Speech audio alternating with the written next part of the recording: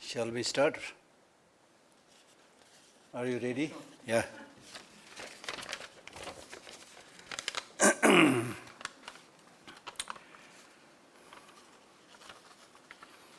So today we have this great pleasure of Professor Aguilar, Professor of Religion and Politics at the School of Divinity, St. Mary's College, University of St. Andrews, UK.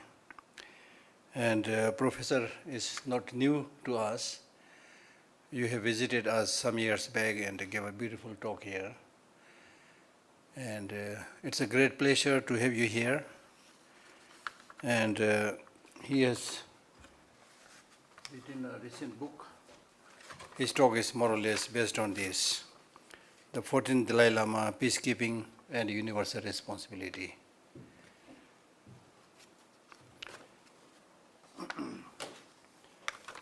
Professor is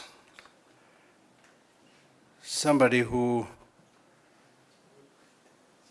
has amazing academic scholarship and written many books.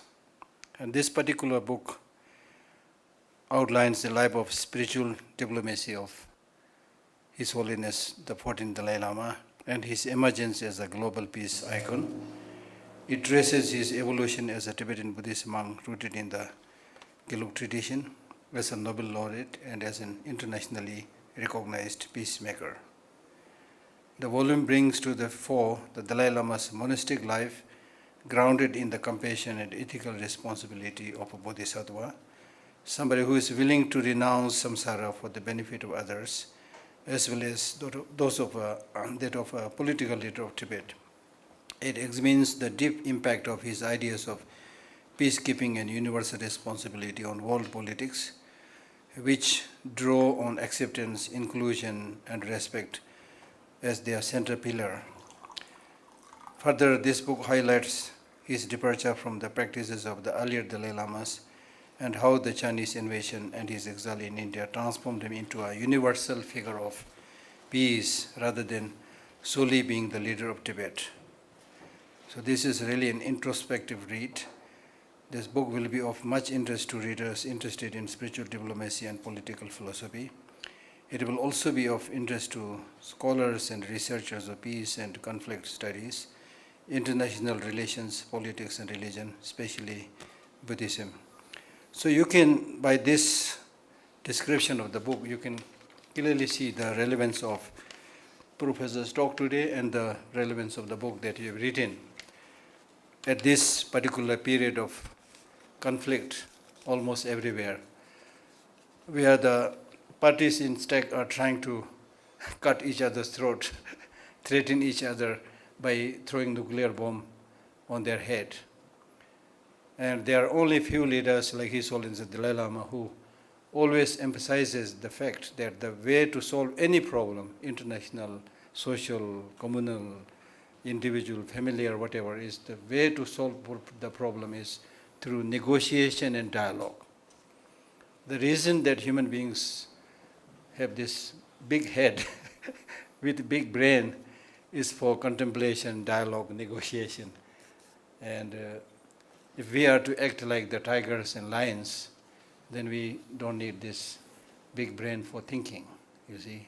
But unfortunately, we hardly use our brain and we act the animal way out. And the risk with the human beings is, unlike other ferocious animals, human beings are equipped with this very powerful destructive weapons.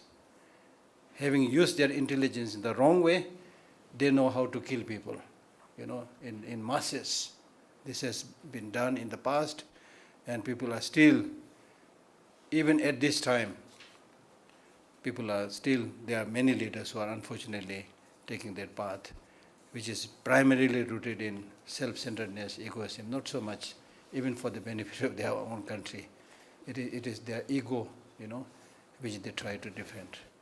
And the end result will be, I'm particularly sure, the end result will be the mutual destruction. It's not destroying one and winning other, as you can see what is happening today. So therefore, this talk will be very, very befitting and relevant. And therefore, thank you for coming all the way to Dharamsala, and we are all looking eagerly for your talk. Thank you. Please. Thank you.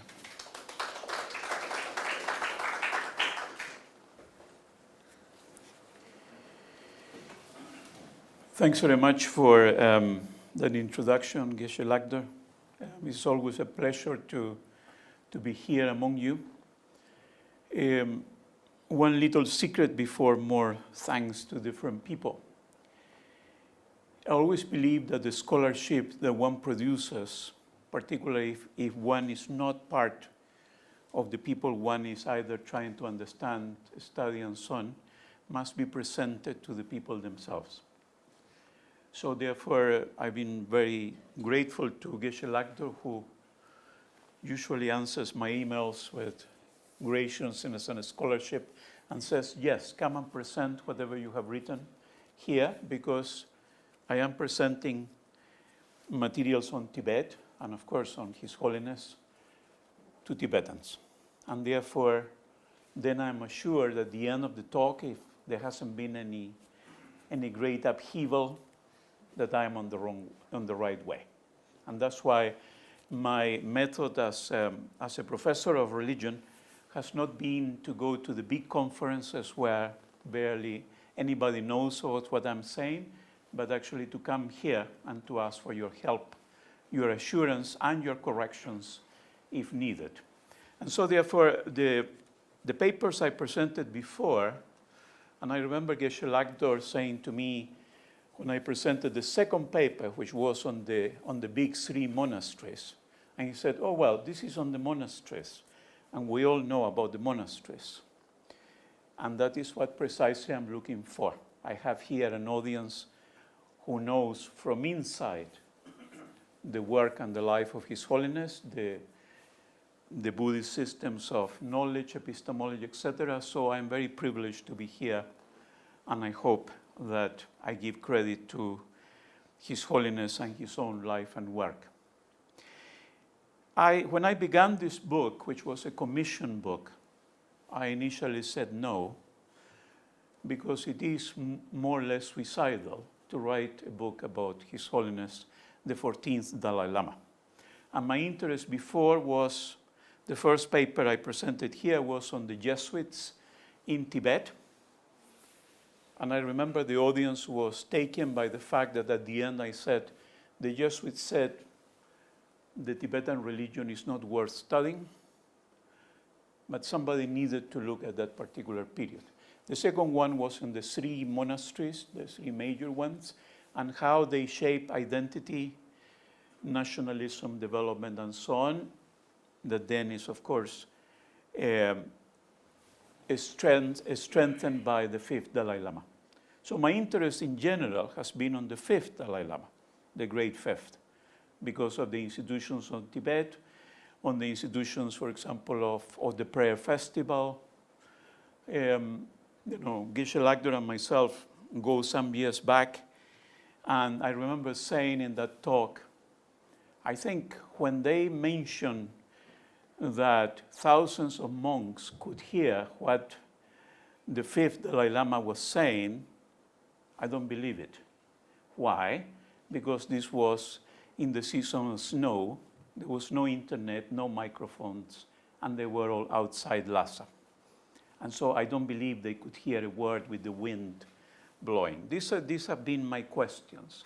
How to understand the development of Tibet, understanding that Tibet is made of real people, that for Tibetans the Dalai Lamas are the real manifestation of the Lord Buddha and the religion of Tibet, and that therefore this is not an imagination, but that there has been a development. And the last one, the last paper I presented here was even, I thought, yes, more crazy even. It was about religion and politics in Tibet and the formation of Tibet then in the 17th century, and the very famous or infamous incident of the Dalai Lama having tea with the Chinese emperor. And somebody said to me, you don't go that way because we haven't solved that. I wanted to go that way, and to look at the historical sources. So when the book was proposed to me, I had three choices. The first one was to make a book in which I would interview His Holiness, and I very quickly rejected that idea. There are enough books. His Holiness is speaking tomorrow, spoke yesterday. In reality, we know His Holiness quite well. The public persona, the leader of Tibet, his constitutional reforms of 2011. Each one of you, most of you work within the community here, know His Holiness quite well. So I rejected that idea. The second one was about the future of Tibet.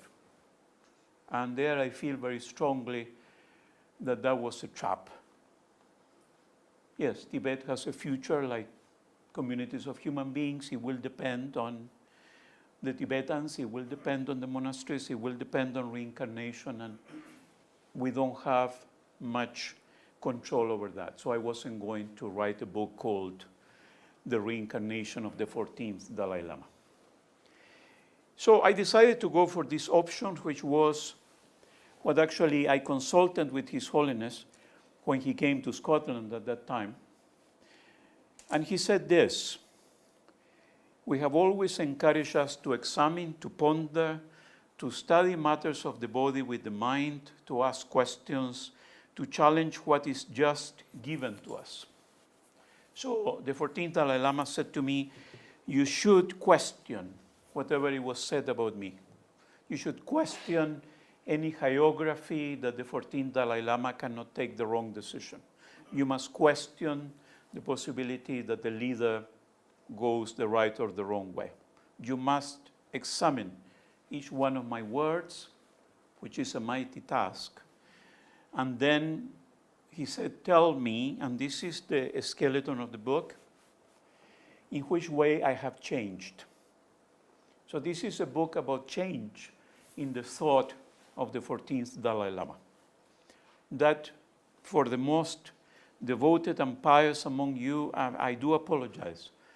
But academics ask these questions, and there is an extraordinarily interesting progression in the thought of the 14th Dalai Lama. And that's why it is worth returning once and again to the thought of the Dalai Lama. And my conclusion is very clear, that a leader who was, in a sense, found as the incarnation of the 13th Dalai Lama and of the 12th Dalai Lama, etc., was a person who was pulled, probably against his will at one point or another, in 1959 March, into doing something that he never thought that the leader would do. This is the reality of exiled communities and communities who suddenly lose their land, not necessarily their identity, but need to very quickly to move into the possibility of fast action. And if I were to define this change in the 14th Dalai Lama, is that he acts very, very quickly. And so the book goes chronologically on that, but in a way, there are three moments in the book. And you could tell me when we have our discussion if you see more. The editors are always willing to have another edition with changes and whatever. I mean, they're always exploiting the possible commercialization of books. So let me do a footnote at the very beginning by saying, if you want a copy of the book, please send me an email. My webpage is, you can find it very quickly, and I'll give you a PDF free of charge. I'm not selling books here. I'm very glad, and I don't take royalties on this because the royalties belong to Tibet. 400,000 copies have been sold in less than a year. That is not a reflection on me. That's a reflection on the interest on the 14th Dalai Lama. And so therefore, I feel very honored to have done this book. I could have done another one easier. I could have done something else. But he asked me further questions, which were extraordinarily important. He said, you must ask yourself in that book, not only about myself, But you must ask yourself why you were born in March 1959. That in a room surrounded by Tibetans, you will understand what I'm trying to say. This is a crucial moment in the change between being in one territory and into exile, and this is a moment that defines, in a way, contemporary Tibet in more than many, many ways. So he said, ask yourself when you're writing the book, why you were asked to write this book. Ask yourself why you are coming to the 14th Dalai Lama and trying to understand me while I think the book is about yourself. You must look into yourself and look at me. And whatever you are writing will be quite significant because you are asking the questions that Tibetan Buddhists will be asking about themselves. There is cause and effect in life. Nothing is just luck. And therefore, the merits you acquire are the merits that bring you into a different kind of existence. So he said, and I got very nervous about this when I was writing the book. He said, look at one of your paragraphs and ask what is going to happen to you after you write the paragraph. Not even the hardest academic topic, the reviewers ask you that question. So for me, it became a year of writing this book. It was written very, very quickly. We were in pandemic. That helped. I was like anybody else. I was just stuck in a house. But with this kind of sword over me, that I will get an email from His Holiness Secretary saying, how is the book going? Have you found yourself? So the book is not a description in a sense. Yes, it is, I hope, a very thorough description of the history of the 14th Dalai Lama. But it is a book in which I ask questions about the reader, and I ask questions about the wonderful universe of Tibetan Buddhism. And I ask questions in chapter 4 and 5 of topics that His Holiness doesn't like, and he knows that. And those topics are immolation. It's a topic that, he's entitled, he's the leader, he's the Dalai Lama, but that topic in general with the press has been very sticky. The second is about Tibetan national identity, in which he maintains, and again, this is a book about him. He maintains that independence is not an option. And he maintains, like Geshe Lagdor said, that peace and dialogue rules at any given time. But then I had to ask him the question, not as an interview, but I said, I'm going to write a section on young Tibetans that sometimes don't feel that the ways of the very holy and sacred monks is the way we want to go through. I don't have a particular personal position, but I understand why the 14th Dalai Lama said to me, this book will change you, because you are asking questions about yourself as well. And the third theme, of course, is about the reincarnation of His Holiness. And please be patient with me if you read the book. This was written before the Central Tibetan Administration document or anything we have read in the last 6 months. And so therefore, I was almost in pandemic, in darkness, only with the sense that, of course, there must be a reincarnation of every human being, and this is going to happen. But then I didn't have access to all the general discussions, neither the position of the Sikyong or anybody else, or any opinion. So bear with me that opinion is very personal. And my personal opinion there is simply that I would welcome the return of the 15th Dalai Lama. That will be a dream, and probably that's a European view and so on. We are so used to the Dalai Lamas, and particularly His Holiness. I live in Scotland, so we were so used to Queen Elizabeth II that when Queen Elizabeth II goes, you are lost. If she was good or not, that's a matter of opinion. But when you have had somebody for 70 years, then suddenly you look at the newcomer and you said, oh damn, it's not up to the job, because simply you are used to the ways of the old. And so this is what Tibet, in that third theme, will go through. I hope not very soon, but this is going to be a shock to the system, because suddenly a person who has dominated every possible sphere of Tibetan existence and the relations of Tibet with the other world has been through His Holiness. And therefore, I think we are going to be lost. I mean, I can imagine, I already said, if the television asked me to, because of the book, to say something, no, I won't say anything. Because simply it's going to be that kind of shock. The search for the 15th Dalai Lama, maybe others saying, following His Holiness, well, the 15th Dalai Lama is not needed. These are not solved topics, but these are chapter 4 and 5. Where we are going, in a sense, is very, very clear in Tibetan Buddhism and in Tibet where we should be going. But somehow it has been discussed in other ways. So bear with me on that. So I just want to say a word of thanks before I go into universal responsibility. Of course, to Geshe Lakdor, who has been a great master to me. I still brought with me the latest book you gave me.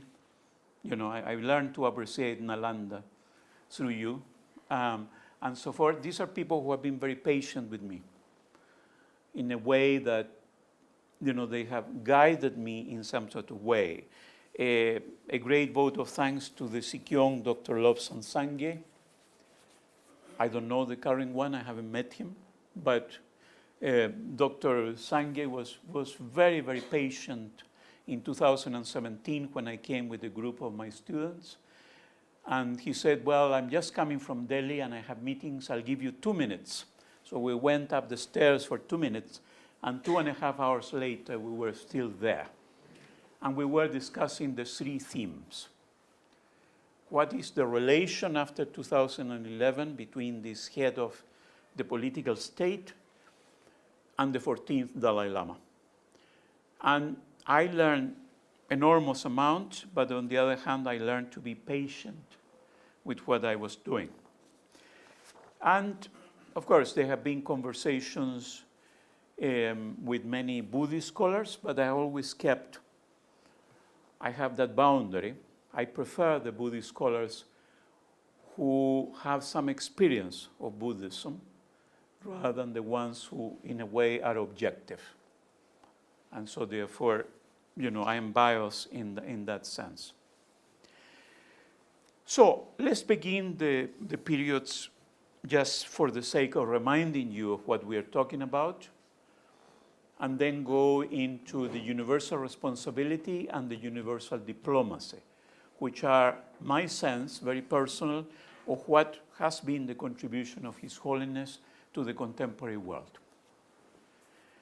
And therefore, we have, of course, the events of March 1959. And those events require a very firm hand by a young Dalai Lama.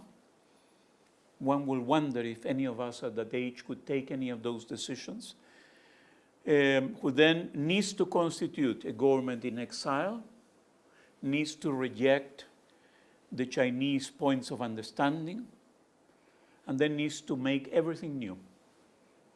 Those of you and me who are much younger than him, one wonders what was the strength behind, because simply you are thrown into another land, you arrived as a leader who doesn't have anything, neither palace, nor constitution, nor temples, a few rosary beads, and then you said you represent Tibet.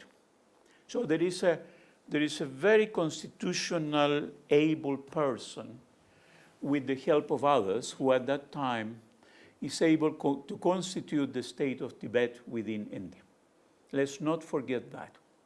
And I think that is sometimes the difficulty in the 3 themes, is that younger people did not have that crossing. I was myself an exile from Chile into the United Kingdom. And therefore, I don't understand everything, but I can fully empathize with the fact that you are transported from one place to the next, and that's it. And then you have to start making choices, building things. And in the case that he went to so many people who then did not help Tibet.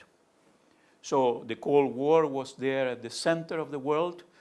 If you think 1959 to 62, then we have the missile crisis in Cuba.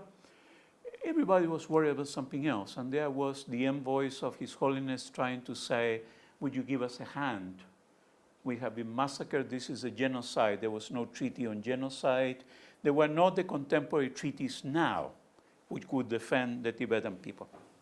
So in 1989, when he is given the Nobel Prize, for a single reason, maybe today he will not be given the Nobel Prize for that reason. It was the adherence to nonviolence at any given time. And the sense that he considered, of course, the father of India, Gandhi, as his own father and his own guide. That was very courageous, because simply the world was at war. And as Geshe Lagdor said, today it feels like we need more arms for Ukraine, we need the Russians to stop, we need more nuclear heads, and we need to use them. It's the same as 1959, 62 onwards. So it was a very courageous position to say, we have been massacred by the Chinese army. We cannot return, we don't have anything, we are going to be destroyed culturally, but we are not going to use arms. And then the very difficult decision with the guerrilla fighters helped by the CIA on saying we don't do that. The more I read the speech to the Nobel Committee, the more I admire His Holiness, because I was a guerrilla fighter myself. That's why I needed exile somewhere else. And I still, extraordinary. I was saying to Dr. Camila, who is speaking on Thursday, I still feel when I write this book that a few rifles will solve the problem. It hasn't gone away from me. But reading then that speech of the Nobel acceptance, you realize this is a very courageous, the first possible engagement with the global community. You do not use arms when everybody is thinking, if I have more nuclear heads in Cuba, then I can solve the matter. And suddenly he says, no, you don't do that. The very clear association that his critique is not about ordinary Chinese people, but simply about a totalitarian regime that doesn't allow minorities, et cetera, et cetera. So when you read the book, if you ever read it, or you do some other research on His Holiness, begin there in 1989, not because it's the Nobel Prize, but this is a very special one. I discussed over the years with my, now the late Archbishop Tutu, who came to my center of research many times, and he did not have the same position. He had it in general, that Christianity will not support violence, but that violence was needed in the Augustinian principle of the just war. But His Holiness was very, very clear, never. Never to an insect, never to another human being, never in anger, never creating a moment in which you cannot solve something by just looking at another human being. So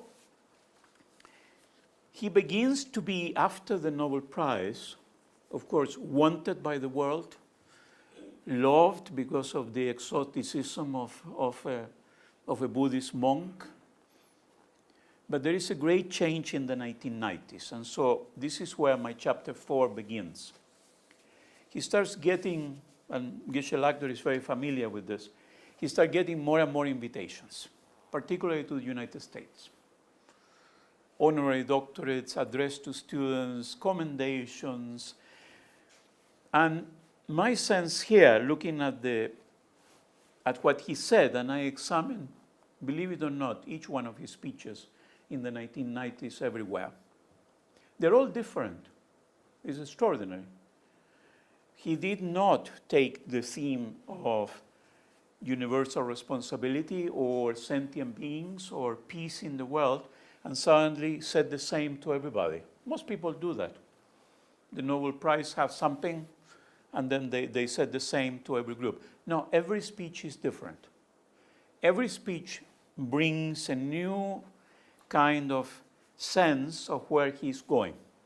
This is where my appreciation for His Holiness began to grow, not as being the Dalai Lama, but on the other hand, a very scholarly person who was trying to go somewhere in his writings. And he would say, well, I wasn't writing, but he was speaking.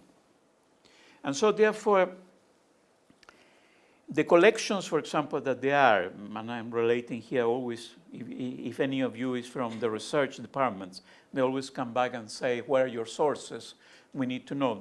All this comes from the political philosophy of the Dalai Lama of Kashyap, which is that marvelous collection in that you can look at the progression. So, religious leaders don't like to be told that they progress because they seem to be immanent forever. I do some work with Pope Francis, and after this book, I wrote the biography of Pope Francis. And Pope Francis talks about change, and everybody tells him, no, the Pope cannot change because the tradition does not change, and what the person says, it doesn't. In the book, I propose that this young 16 to 19 years of age, of course, was going to change. Of course, his masters, some of them came with him, but they were left in the March 1959 event. They went to prison, they were killed. So the transmission, that wonderful Buddhist word, the transmission took place in very difficult circumstances. This wasn't the quiet monasteries where he studied Tsongkhapa, because there was another person who knew a lot about Tsongkhapa and did the transmission of knowledge. No, this is what has not been said in the books about His Holiness. He developed a new tradition without breaking with the old. But the speeches are very, very clear. He is confronting the contemporary world more and more from the Tibetan point of view, but from outside Tibet. And so if he goes to a parliament, he will talk about the position and identity of Tibet. But his law students, for example, in American universities where he spoke so many times, were people he wanted to address about their ethical responsibility within the contemporary world. You don't need to be a Buddhist in order to exercise some change and ethical responsibility in the world. That is completely new. That is not in the Tibetan masters. The Tibetan masters speak to other Buddhists, and on the other hand, they speak to a very secluded world. Within that, I will rescue the marvelous sayings he has to all these students that you don't need to become a Buddhist in order to do good. And that is new as well, because Christianity, Judaism, Islam, and all the major religions of those students are always saying simply, yes, become a Muslim and then you will find the path. Then you could do whatever. Become a Roman Catholic and then the waters of baptism will help you. No. It was very, very clear that in the first speeches of the 1990, he is talking about Buddhism to the world. The sense that the ethical responsibility, and this is difficult to understand for most Western commentators, that simply you need to understand that the world is unified and that from an insect to a human, whatever you do, there will be a consequence. But you don't need to say, I'm a Buddhist to look after this grasshopper. And of course, the West responds by saying, we don't understand what the importance of this grasshopper is, because the important ones are the humans. and the humans need to react ethically to ethical actions. So if you are good, then I treat you well. But what His Holiness is saying there, very pioneering in the United States and Canada, is simply that you are a human being and you must react ethically if the person is even evil, in the language of Christianity, Islam, or Judaism. This is new as well. This is not something where you know, Desmond Tutu and most of the Nobel Prize winners of peace are talking about the single territory. He's talking about apartheid. Somebody else is talking about saying. His Holiness is bringing the ethical responsibility to the whole humanity, nature, ecological issues, etc. There are lots of books to be written here by the researchers in the room, for example, about ecology. It hasn't been touched, but it is there. So I have a responsibility, regardless of what path I follow, in which I can unite myself to the Buddhist Tibetan values. And I think in many of those encounters, people did not see the profound message here. They saw the Buddhist and they say, well, these monks are all very good because they have renounced, because they don't have supper or whatever. They interpreted Tibetan Buddhism in terms of Christianity. What a Christian monk was, and here the encounter with Thomas Merton. So they were like Thomas Merton. No. So the first progression is towards universal responsibility. This is the responsibility of everybody rather than those who are within the religious traditions. This is completely new. So if you're an agnostic, an atheist, you're human. And therefore, if you're human, you have a responsibility towards humanity in a single representation, rather than in a my electronic signature. But most of my colleagues will have something that says, St. Andrews, the University of St. Andrews fosters well-being. And I cringe at the idea that this is a marketing technique in order that the parents will know that we're looking after their children. No, this cannot be. So therefore, the issue of universal responsibility, which is at the heart of Tibetan Buddhism, does not become a fostering technique or a marketing technique in order to become people Buddhist, but it becomes the gift. I call it like that, the gift of His Holiness to the world. And here I'm including everybody who is in relation to His Holiness. But it required the boldness of the progression of change in His Holiness to say that in a very secular world in which most people will say, well, who cares about these monks? You are aware that most people who invite His Holiness, they could be three who understand what Tibetan Buddhism is, what Tibet is, or what His Holiness is doing. But most of them want a publicity moment in which the Dalai Lama was with us. Pictures, propaganda, endowments, collections, great guests. And in the midst of that, systematically, His Holiness speaks about the universal responsibility of everybody. If you think, for example, of the Congressional Medal in the United States, I dwelt into what he said after receiving the medal. It wasn't about, this is a great democracy in which I found myself protected, but he hammered the message immediately of the universal responsibility. And the conversation, which was recorded with President Bush Jr., was simply that you must assume that you have the same responsibility, Mr. President, regardless of whoever is around you. The universal responsibility in which you will have to account for whatever happens. And then George W. Bush simply says to him, well, I am a Christian and therefore I don't have to account for the just war, the just intervention. in those times, Iraq and other things. And His Holiness, instead of saying, oh, well, you are fine, thank you for the medal, hammers in that dinner the universal responsibility to everybody. So relentless in that change where this very young religious leader becomes then a person who develops the identity of the message of Tibet.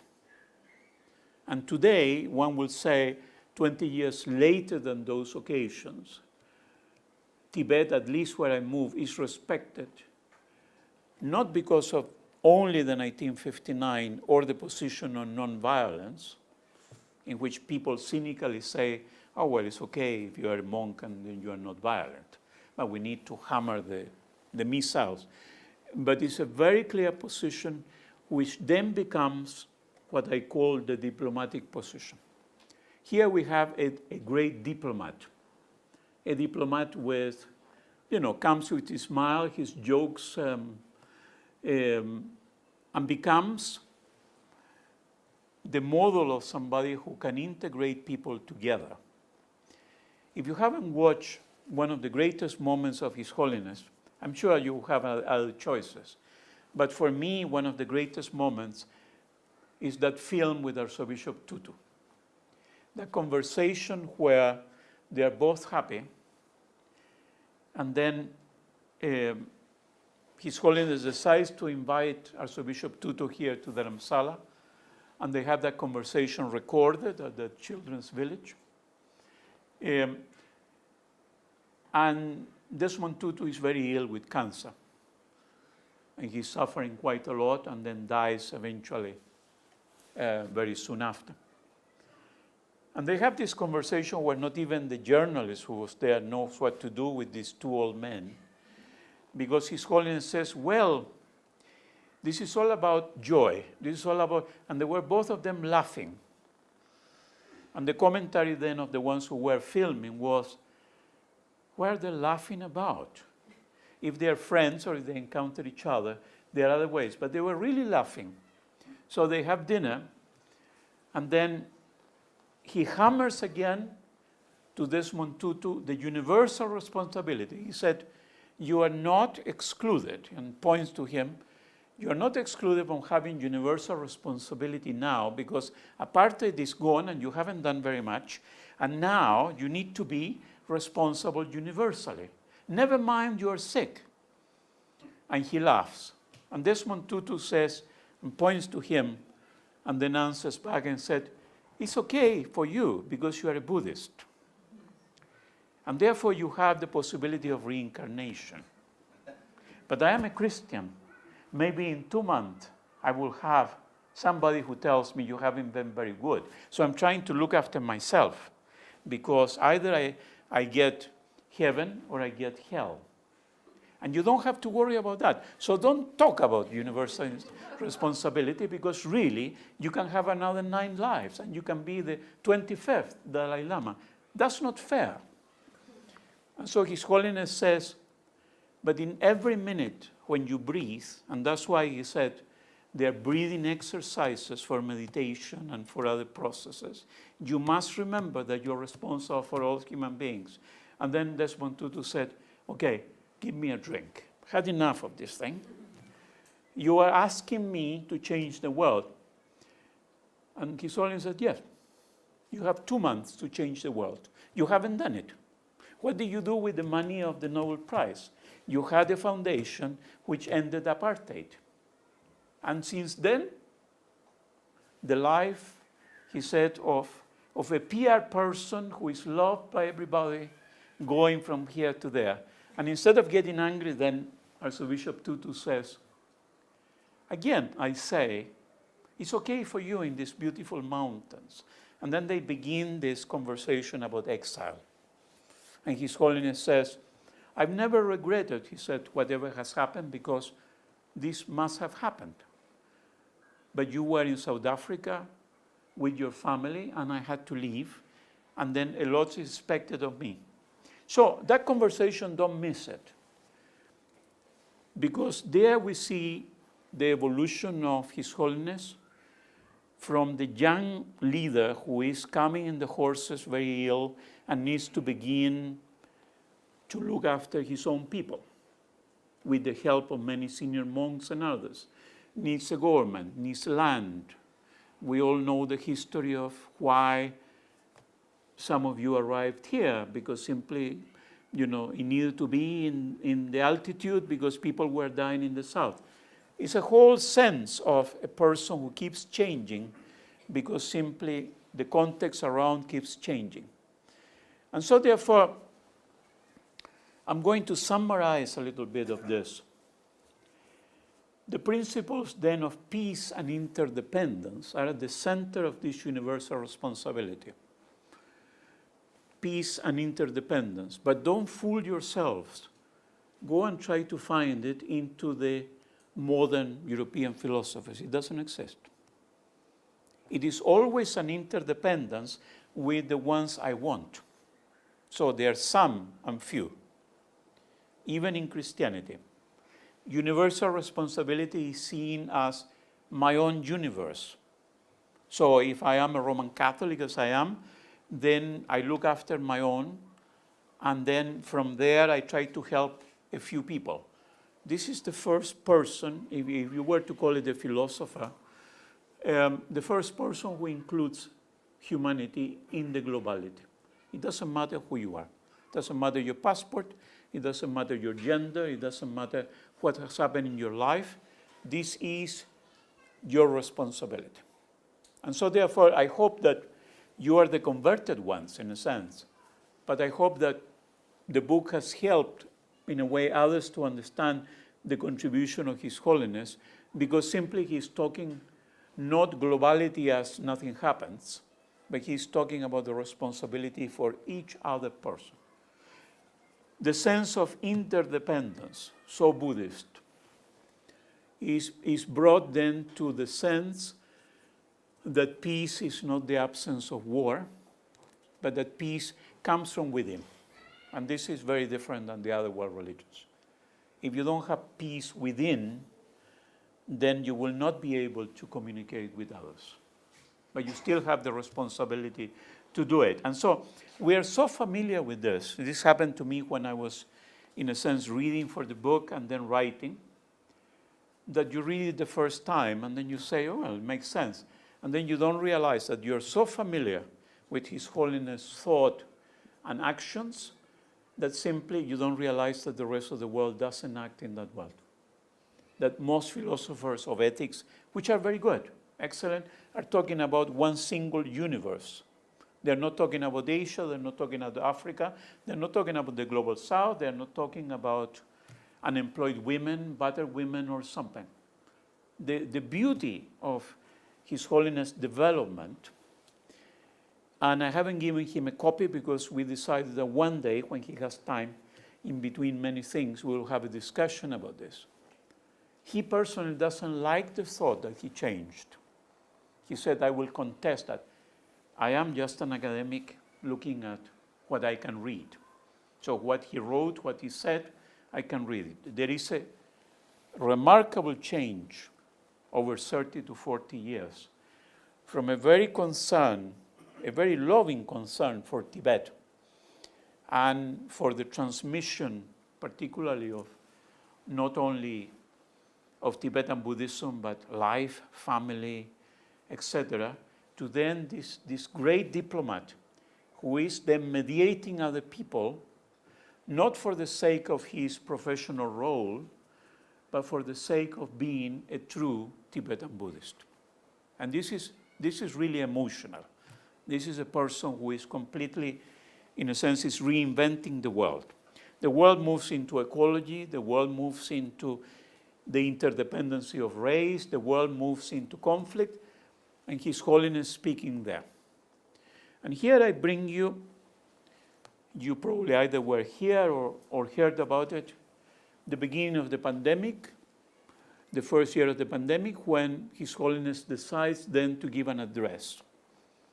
With all the difficulties, as I understand, that he wasn't used to the online, that this hadn't been used, and the first question that comes there is it possible to use this in the Tibetan tradition. So he needed to change in me to say, yes, not because of me. This wasn't the first address, by radio of the 13th Dalai Lama or something. It's not about me. It's about how can I bring then this principle of universal responsibility in a moment in which the world is hurting, in which people are dying, in which people are enclosed, and people have real fear. Fear of dying and fear of others. Fear of no vaccines and so on. And those 2 days, if you haven't seen them, they're really extraordinary. He was kind enough at the time to send a message, say, connect with your students and whatever. But it is a moment in which everything that has happened in change appears at that moment. The speech that he gives with the prayers, with the interference of Bob Thurman and others, these are 2 days. And at the end of the first day, he says, well, I must comply with Bob Thurman's sense that we give the Rolls Lion blessing and so on. So we need another day. Okay. But everything he does at the moment is like the summary of his life. And when I say about his life, I'm saying about his people. Because it is his people who has shaped him. And this is not very 13th Dalai Lama or 12th Dalai Lama. The Dalai Lama knows everything. The Dalai Lama knows where we're going. Suddenly, we have the 14th Dalai Lama, who is a person who is able to be shaped. Yes, sometimes he is ill-tempered, I know. Sometimes doesn't want to do something. Sometimes doesn't see change. But if you look at 40 years, the last 40 years, the immediate change of a person who has been open to the change of the world and to his own people. He has felt challenged, and then he has come out after a period when this is very remarkable. Historically, he disappears. I always say, I know there are reasons why he goes to Ladakh to teach. He's very concerned about the transmission and so on, and the Kala Chakra and so on. But to a person from the outside, when things are rough, he departs for Ladakh. He did last month. And then he said, he's going to be a few days, and then a month passes, and the Dalai Lama is somewhere else. And now he announces next year again, he goes to Ladakh. So this is a person who feels, you can see it in the writings, feels challenged in one moment. Remember that he is over 80, almost 90. I always wonder, I feel sometimes tired at 60s. And sometimes very tired. And I look at Pope Francis and the Dalai Lama, and I think, where do they get their energy? You get up in the morning, but there's a whole thing that is going to happen vis-a-vis you. People who want advice, political decisions, writings, is endless, and the next day will be full of responsibilities again. So there you can see how he feels that something has been said, that he needs to think about it. That is either a visitor, a monk from inside, an invitation or something. You can connect it over a period of 6 months in that suddenly he's not seeing people. No, the Dalai Lama is too busy. Then he goes away, then he spends time with something else, and then the new policy comes out. Quickly, there is an address to something that is happening. And the pandemic was that period. The pandemic is the summary of His Holiness thought. Because it would have been easier, like other religious leaders or state leaders, to say, well, vaccines will come, I have nothing to say. I am Tibetan, we're in India and in China, and, I cannot look after. The address then to the world is the address to the human responsibility of everybody. The prayers chosen that day, so beautifully chosen. The signs and symbols. I love the sense of the big screen where all these hundreds of people are, including myself. And then he's sitting there like talking to friends. And the first thing he said is, you must be hurting. Oh, hello, how are you? a very human sense, but at the end, again, in 3 sentences, human responsibility. You, regardless if you are hurting, you have a responsibility towards others. And this is why we're going to give this blessing in order to strengthen not your recovery, not your avoidance of COVID, nor the possibility that you could be suffering and then we alleviate your suffering. No, that you are going to heal others because you are universally responsible. So the interdependence becomes a principle which is undeniably central to this period. So let me just give you a few conclusions and stop there because the discussion is more important than this. But you know where I'm going. This is like an intellectual biography of somebody who does not portray himself as an intellectual, of whom I'm extremely fond, and with the very subjective and sectarian view that if there is not a 15th Dalai Lama, I could cry. I want a 15th Dalai Lama. So that's probably, I agreed to write the book. So the conclusions say the following. The figure of the Dalai Lama as peacekeeper and a peacemaker evolved throughout the life of a young Tibetan chosen as the 14th Dalai Lama and thereafter enthroned to lead Tibet as political and spiritual leader. The stress there is on change and therefore a person who evolves. Throughout his education and Buddhist formation, he learned values of compassion, interdependence, and nonviolence. However, the unexpected happened as he had to leave Tibet for exile in India. As a result, he returned to the land of the Buddha's enlightenment and slowly was asked by those surrounding him to help them in their journey of self-discovery and politics. It was the awarding of the Nobel Prize for Peace in 1989 that made him into an international public figure. Thus, his own inner disarmament became a sign of the peacekeeper not only between Tibet and China, but in many occasions in which he aided peoples of nations throughout the world to control their minds and to foster and work for dialogue and peace. We are all human beings became a mantra in his case and a realization by those who listened to him.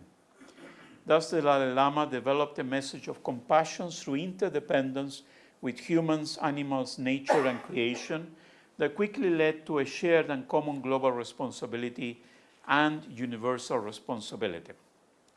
It was not by chance that during the global pandemic of COVID-19 in 2020, the Dalai Lama, urged by the call to unite, wrote a declaration regarding the important issues within the pandemic. He spoke of the threats to health and the sadness of those we have lost, as well as the economic crisis and the impossibility of many to make a living through work. His message was clear, and I quote, "We must focus on what unites us as members of one family." The Dalai Lama suggested to reach to each other with compassion because as human beings we are all the same. We share the same fears, hopes, uncertainties, and we're all united by a desire for happiness. However, we share a great capacity to reason and to see reality to transform hardship into opportunity. Only by coming together globally, continues the Dalai Lama, we will be able to meet the unprecedented challenges we face. Such declaration followed other public pronouncements the Dalai Lama had made since the start of the pandemic, including his message for Earth Day. In that message, he reminded all that in very difficult moments of a pandemic, we are reminded of the value of compassion and mutual support, with a response as one humanity providing for the essential needs of all. Within such message, he reminded all that our Mother Earth is teaching us a lesson in universal responsibility. Indeed, the coronavirus pandemic provided the opportunity for the Dalai Lama to stress some of the messages of compassion and global responsibility that he had given to a global humanity for the past 40 years. In his words to Time magazine, in the context of a collection of testimonies on how the coronavirus had changed how we live our lives, he reiterated that the main weapon to fight the virus is compassion, and that he had no magical powers as to solve the problem. These words refer to the many requests he got to solve some crisis while he knows physical suffering as anybody else in his old age, so that we must all remember that nobody is free of suffering and extends our hands to others who lack homes, resources, or family to protect them. His sound advice was to look after the vulnerable, especially those with no stable income, whose life is a daily struggle. Further, his advice was to examine the problems in front of us by saying that if there is something to be done, do it, without any need to worry. If there is nothing to be done, worrying about it further will not help. Thank you.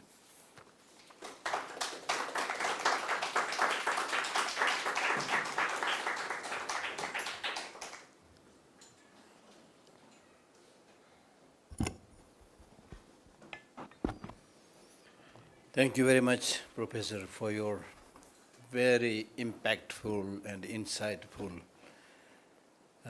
talk on His Holiness as peacekeeper and one who shoulders the responsibility. The speech that you gave today is perhaps one of the most impactful speech that I heard about His Holiness the Dalai Lama. Although I read like dozens of books by His Holiness and things like that. So thank you very much for that. Somebody said, yesterday I was, so I think this is what you were saying, that change is something that nobody can, ignore. Behavior of change in the law of nature. In other words, you need to change, but change in accordance with the law of nature. For me, this is extremely, extremely important because law of nature does not make any discrimination. Law of nature is both. Therefore, in Buddhism, some of the important points that is being shared in Buddhism is, it talks right in the beginning, suffering. It's law of nature, not created by Buddha. It talks about impermanence, law of nature, not created by Buddha. Interdependence, law of nature, not created by Buddha. So the point that you have highlighted in your speech and in your book, and which I fully agree with, is that it is high time that the people of the world properly understand the function of the law of nature, which means think bigger. Not just your community, your person, your family, and things like that. Because, as you have very clearly mentioned, when we encounter a very difficult situation like the pandemic, then this discrimination that we have been making doesn't work. We are all brought on the same platform. More serious than the pandemic is the catastrophic experience that we are having with the climate and the environment. And if we reach a stage, and we are quite close to that, of the sufferings that we'll get from the polluted environment, with the pandemic, at least we have some vaccines coming out from different countries. But if you continue to destroy the climate and the environment to such a great extent, that it becomes impossible to restore it, then please believe me, nobody will come with vaccination to cure that polluted air, the polluted water and so forth. So therefore, this His Holiness concept of universal responsibility, that we are sailing in the same turbulent boat, that must be reminded again and again. So thank you very much for this wonderful talk. So now it is your time to ask insightful questions as a response to the insightful talk.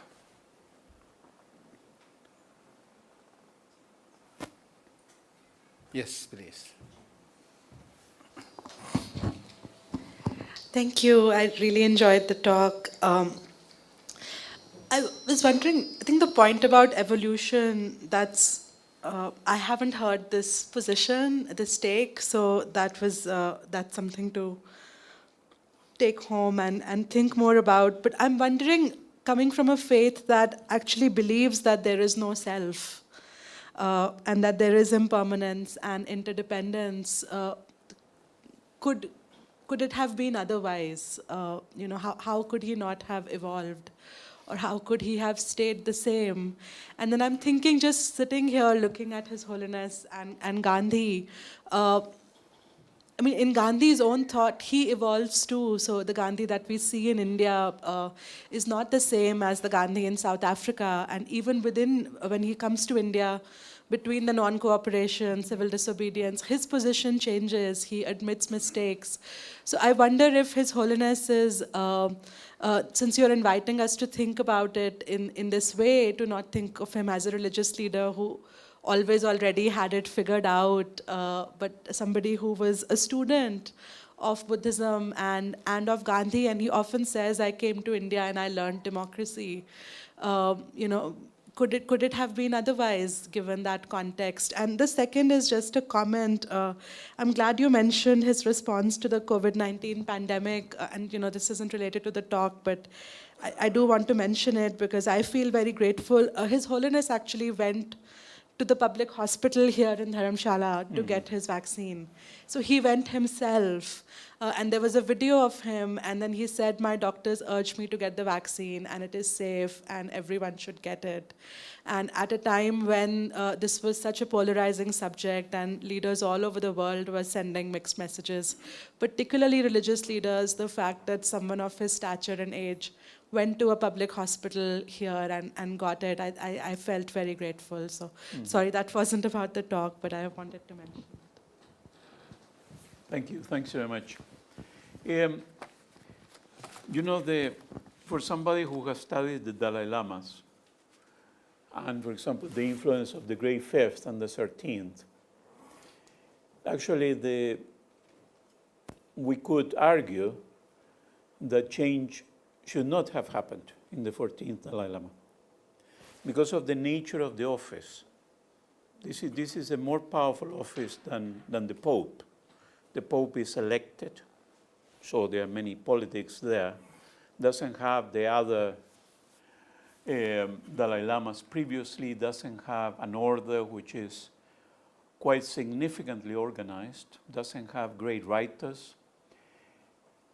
The criticism, for example, to the 13th Dalai Lama, when the catastrophe of March 1959 takes place, is that he had not modernized. The critique to the Great Fifth, with all the new institutions, is that once the Great Fifth goes, the sixth and the seventh really are not worth Dalai Lamas. So we have more histories of no change, because could we, following your thought, could we say, if he would remain in Lhasa at the Potala Palace, he probably would have been more isolated from people. And so the change of having to deal with Nehru, and Nehru saying, well, what do you want me to do? The whole development of the Tibetan state within India tells you that there is a person who is open to change. Because religious leaders are significantly traditionalist, because they have the truth. And so therefore, at one point or another, what they say is taken. And here, there is a development in which neither the 14th Dalai Lama and very few dissenters decided to say to the other heads of states or others since the 1990s, sorry, we're Tibetans. We know how to get there. We know how to achieve a good reincarnation. We know how to pray in our monastery, and we have the means, so don't talk nonsense. And if you attack somebody else, it's not our business. No, that didn't happen, you see. And so it would have been easier, actually, not to influence universal responsibility. Within the attacks on Iraq, I always thought the US invades Iraq in the second period, the others follow. would have been easier not to say anything in order to save Tibet, in order not to antagonize the US, not antagonize anybody else. If you wanted to save yourself, it would have been easier to say, yes, I live in Dharamsala, and I will not go and I won't say anything. On the contrary, what comes out is an involvement in the name of Tibet with Tibetan philosophy in order to challenge others. So this is a very clever diplomatic position. The good diplomats are the ones who know that in between the mess, they can influence. And you know, he uses that very well. And he uses it through the youth. You could write a manual about how to be a good influencer, you know, in a way that he addresses the largest US universities. He makes the choices. He doesn't have to go anywhere. So the Dalai Lama, as well as some other very prominent people, get hundreds and thousands of invitations. And he makes the choice if to go to Emory. He makes the choice, for example, to endanger the traditional sense of Tibetan supremacy in knowledge by opening the science, religious, which Geshe Lagdo was so much involved. That's very risky. You're saying, okay, particles then cannot be explained by the Lord Buddha. There is something else is happening. It's a very risky project for a religious tradition. And suddenly Emory becomes where he wants to go, where he loves to go, where he is at, you know, the times I saw him, for example, 2008 in Nottingham. And you have the controversy of this famous spirit and the followers who don't like him.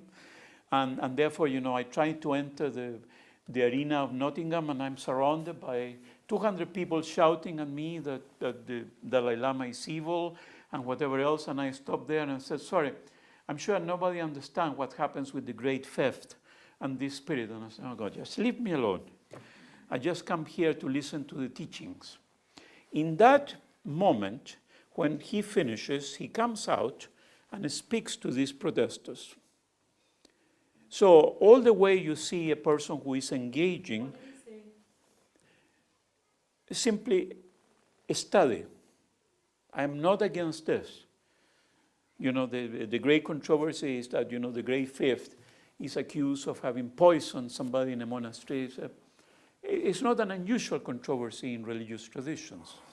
But in a sense, he cannot be made responsible because, you know, when he says this spirit is dangerous and then forbids the following of that, he's entitled as a religious leader. But there you see how he follows this discussion. Most of us who have dealt with Tibetan Buddhism, you know, I can give you boxes as a present of the text and the letters we have got from the followers of that spirit every week. I mean, I was bombarded for about 5 years. Telephone calls, messages in my phone, text in Tibetan saying, this is what it proves, like that.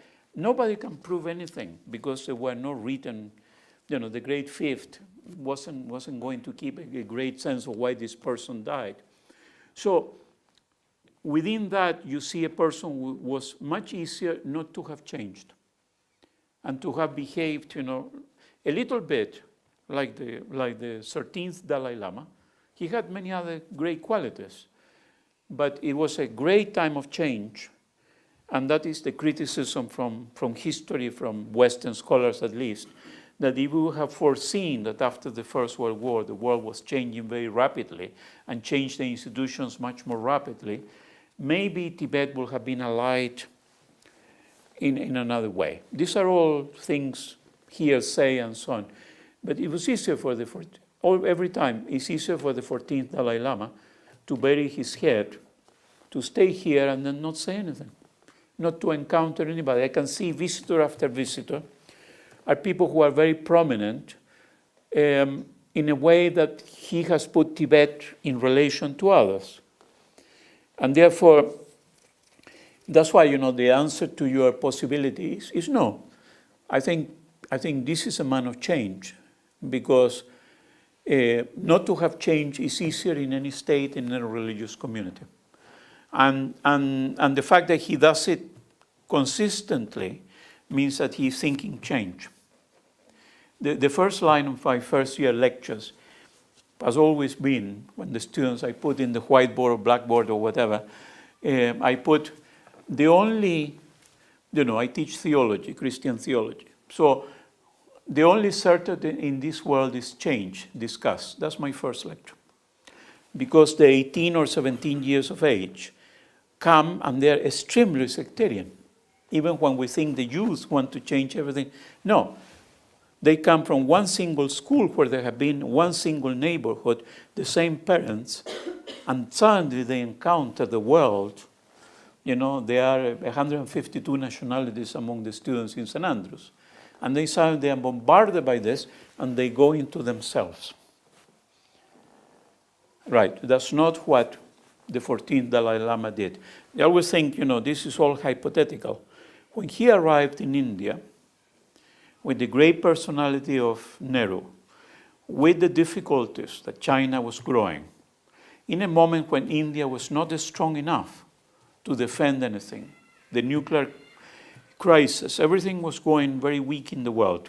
It would have been easier for him not to become that great 14th Dalai Lama. In order to save his people, you don't contradict anybody else. It's easier. So Tibetans, the rule is you don't engage, because otherwise they would not like us and we could endanger our future. No, he did the opposite. He engaged immediately.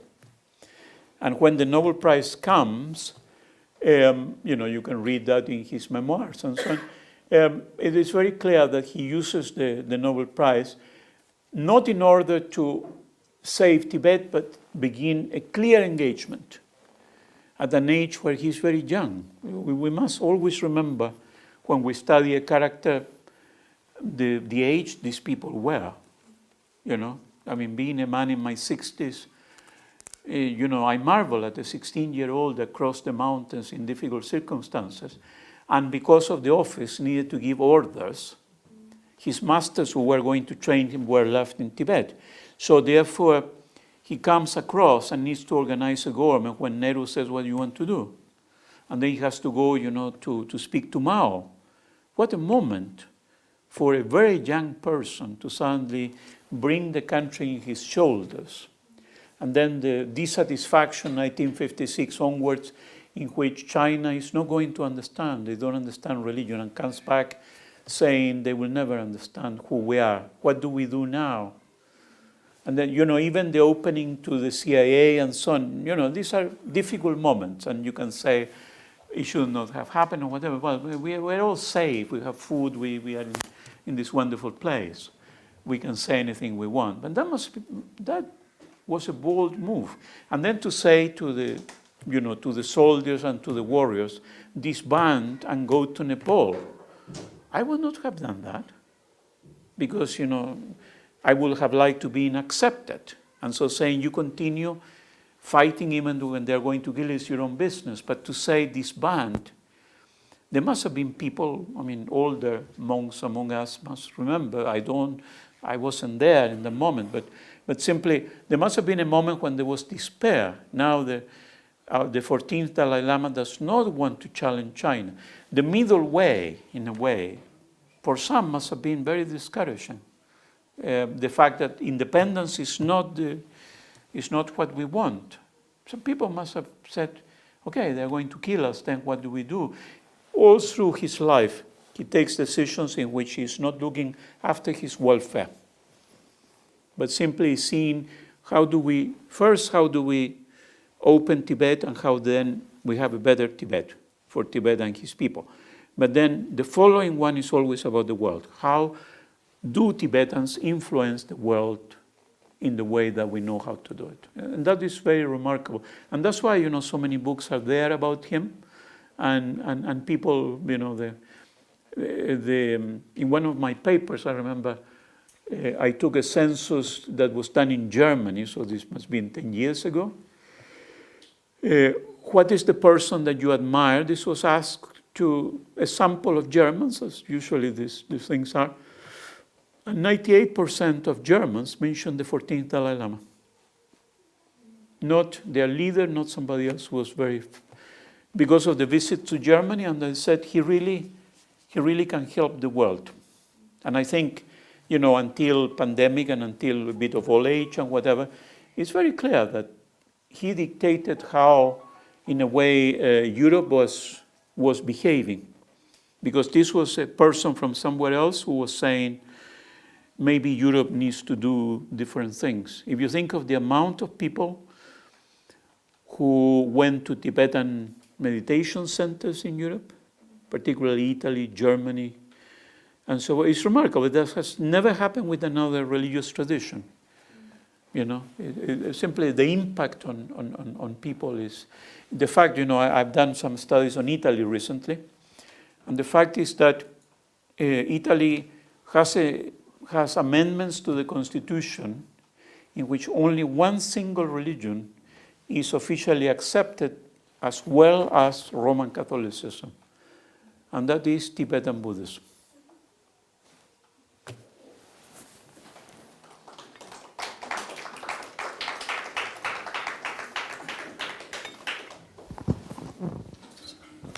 Good afternoon, everyone gathered here.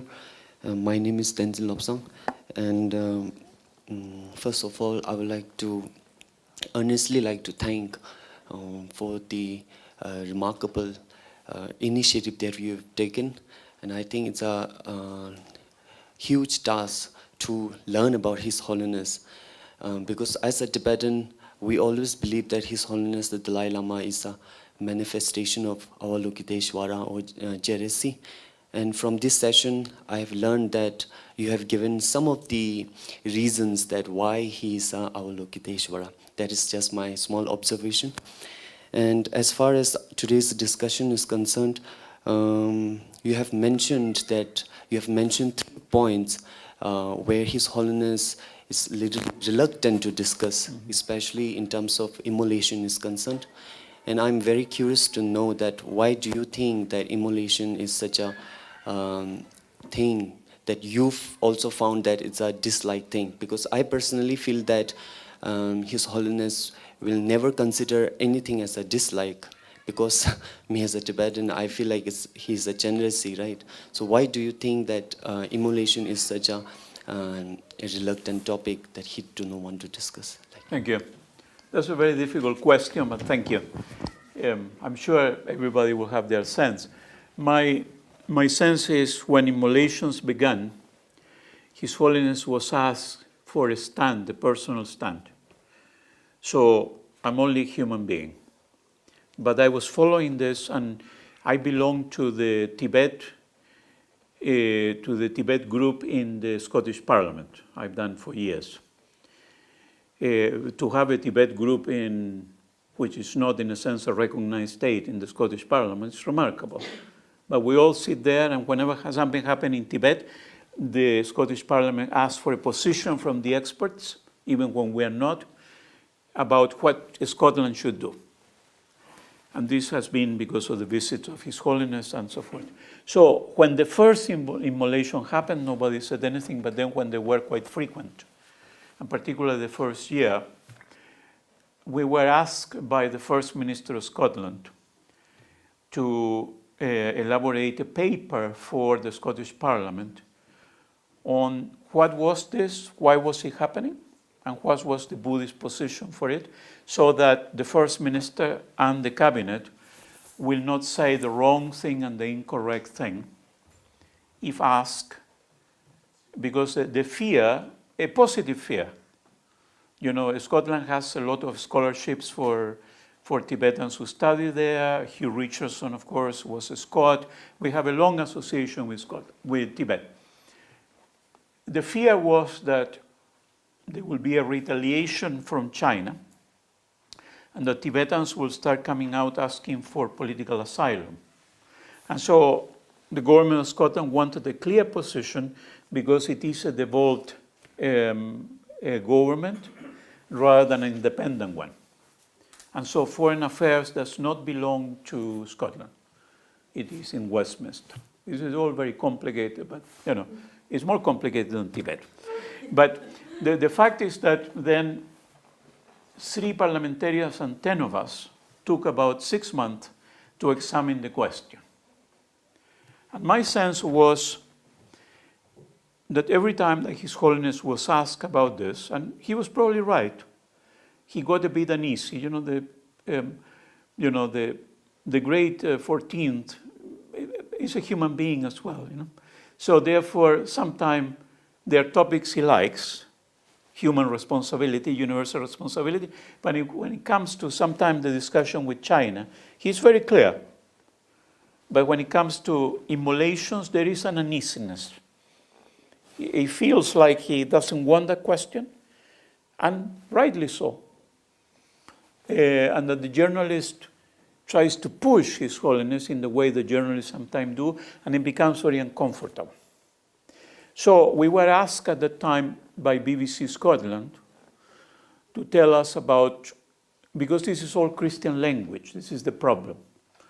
And so therefore, they wanted to understand if the body was sacred, then why was that His Holiness did not condemn immediately the immolations, because there was some kind of condemnation. He said, don't. Okay, that's a position from His Holiness. Do not. And then we spent months trying to tell the BBC that the body in Buddhism is different than the body in Christianity.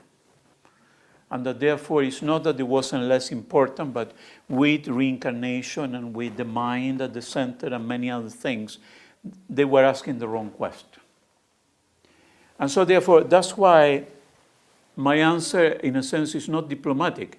It's simply, it's a fact that His Holiness rejected the possibility of immolation. He is the leader, and so that was the clear position, as the clear position of a reincarnation from the Tibetan government is written now. So, but that is a point that I raised because simply by the media, it was not taken seriously. The immolations meant persecution. The immolations meant more Chinese indoctrination. But the immolations were seen as, in Christian terms, and that dominated the media, as a sin. And that wasn't the term it was discussed, it wasn't a fact, and it wasn't how the group saw that the First Minister of Scotland should discuss it. This wasn't a matter of Christianity. This was a matter of the state of Tibet, the 14th Dalai Lama, and guidelines from, as you said, from the reincarnations of previous people and so on, in which we wanted to affirm the position of Tibet. That was very, very clear. So we affirmed to the First Minister 3 points.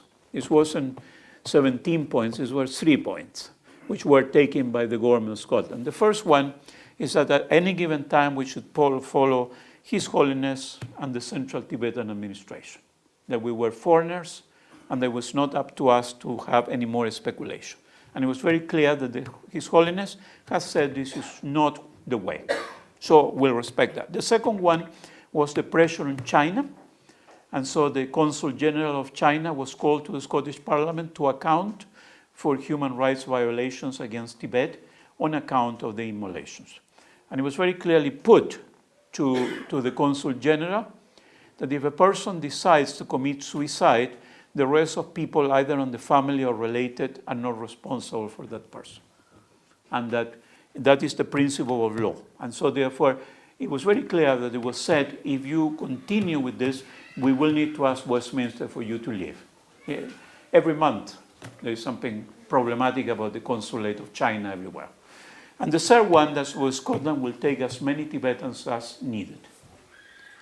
There is the history of welcoming Tibetans. They have been a great contribution, not only in, they have improved our diet with the momos in Edinburgh.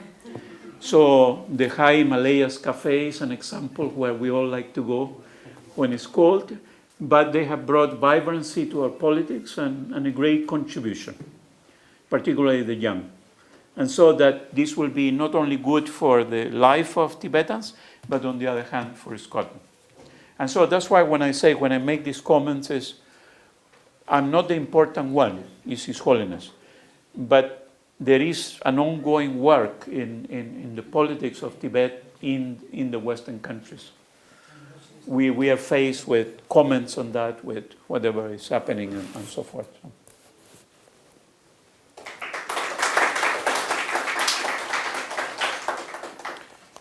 Thank you very much. It's so engrossing that we can spend, I think, the whole night. But we are here more than an hour and a half.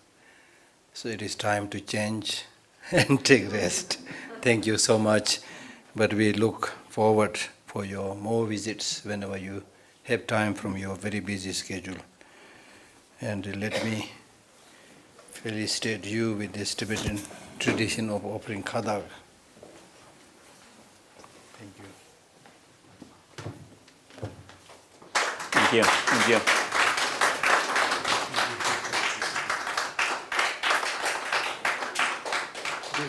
These are two recent publications. All right. This is a research done by one Tibetan about this fulfilling Jain. And then this is also a new book, Tibetan Journey to Democracy. Thank you. Thank you. Thanks very much. This is a Amila. Yes. Your turn is more, but I want to read it.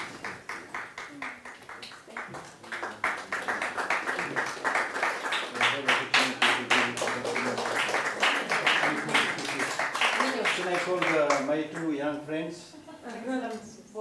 They will be Tibetan scholars. Yeah, they will be Tibetan scholars. Thank you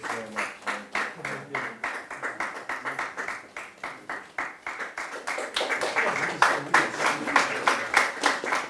So for you, I have this headlong flight. For you, the hair in the moon. Thank you. Thank you, Geshe-la. Thank you. Then, we have another talk on 27th, day after, at the same time, 3:30, same venue, by Professor Kevina on Tibet, US, and China. Thank you very much. Thank you.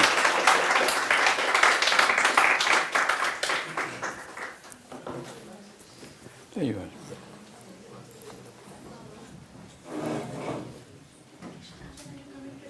Thank